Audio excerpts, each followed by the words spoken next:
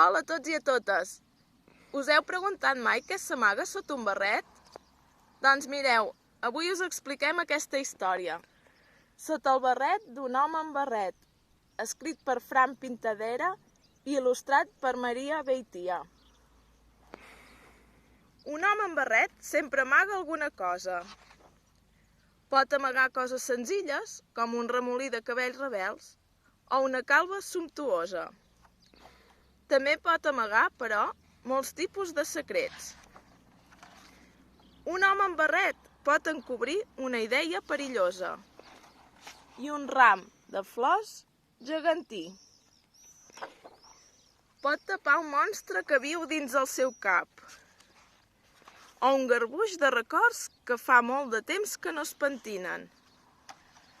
Un home amb barret pot retenir un crit aclaparador i la paraula més vella que s'ha escoltat mai. Pot guardar una ciutat ombrívola de carrerons incerts o un poema que porta el teu nom. I un home amb barret escull amb compte el barret que li queda més bé. De vegades se'l canvia per combinar-lo amb la roba o amb el dia, però sempre oculta alguna cosa. Fins i tot pot passar que, quan un home amb barret es treu el barret, a sota en porti un altre. I conte contat, aquest conte s'ha acabat.